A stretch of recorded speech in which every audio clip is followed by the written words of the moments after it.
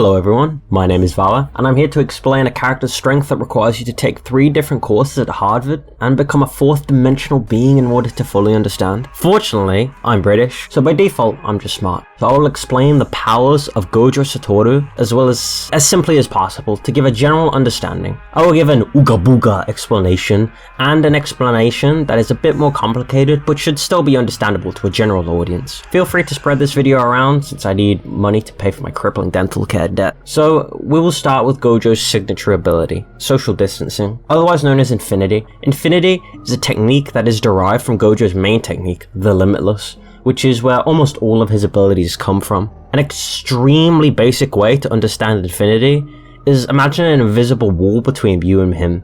The closer you get to this wall, the slower you go, which means that you will never touch what's behind the wall because you will never cover the distance needed to actually touch it, because you'll be so slow. A more complicated way of understanding it is to understand that Gojo is bringing an omnipresent energy into existence, and that infinity he brings allows him to stop things that are touching him.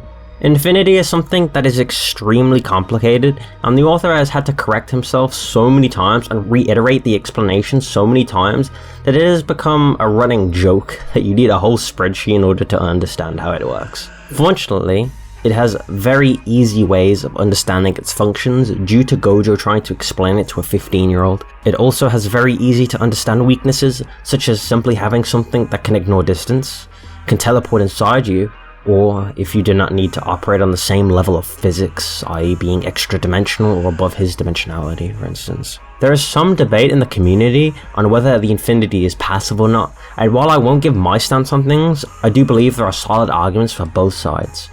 Tell me what you think in the comments, since I'd like to gather opinions. That's it, literally all you need to know about Gojo's first technique, Infinity. So moving on, we reach Gojo's second technique, Red. Red is simply the reverse of blue, which we will talk about later. Gojo's red is simply the force of repel. It pushes things away with great force. Gojo can also activate multiple uses of red at the same time. Imagine a gun that can output various levels of force, to the point where it's comparable to blasts that can level cities. Red doesn't really have a weakness, since it's just a blast of force. It does seem to have a small charge up time, however, so take that what you will. Next up is blue. Blue is the power to attract, and Gojo more or less creates a black hole that pulls everything around it into its center.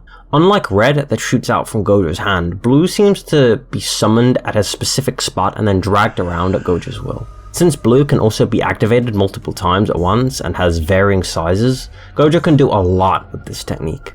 Causing specific injuries to people is just one of its uses, but another and far more important usage of blue is that it allows Gojo to be incredibly fast.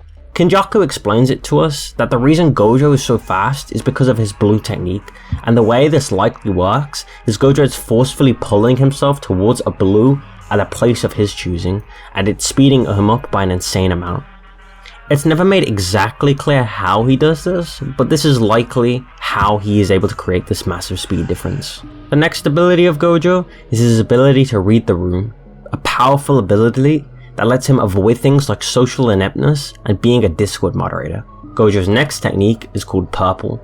This is the combination of blue and red. When these two curse techniques are combined, they create an imaginary mass that completely obliterates anything that it touches. Basically, you can think of Purple as just a Kamehameha on steroids. It's super powerful, like red.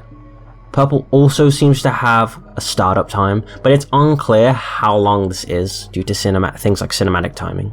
The key to all of Gojo's abilities, however, is his 6 eyes. Gojo's 6 eyes allow him to consume an infinitesimally close to 0 amount of cursed energy when using a curse technique.